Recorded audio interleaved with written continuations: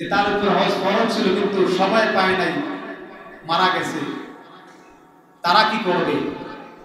বয়স এত বেশি কিন্তু সম্পদের মালিক, মন চায় হজ করতে কিন্তু তার পক্ষে সম্ভব না, সে কিভাবে হজ পালন করবে?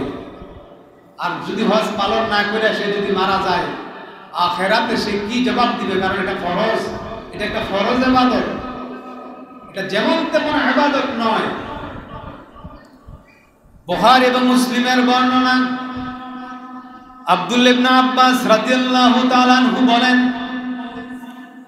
খাসআম গোত্রের এক মহিলা নবীজির দরবারে এসে বলে, ইয়া রাসূলুল্লাহ, ইয়া হাবিবাল্লাহ, আমার পিতা বৃদ্ধ, দুর্বল, একেবারে নাজুক অবস্থা, তার উপরে হজ ফরজ, সম্পদের মালিক আমার পিতা, কিন্তু বয়স বেশি হওয়ার কারণে একেবারে দুর্বল হয়ে পড়েছেন।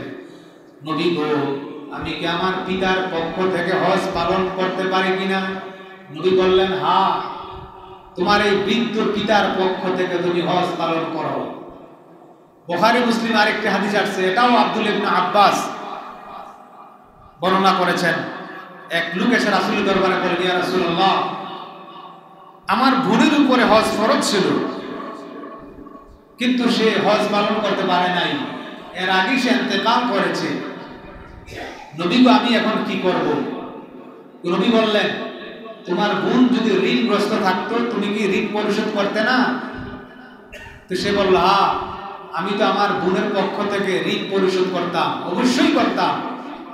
তো রাসূল বললেন, তাহলে তোমার বোন তো আল্লাহর সাথে ঋণী, তুমি তার পক্ষ থেকে হজ পালন করে তাকে ঋণ মুক্ত করে দাও। সুবহানাল্লাহ।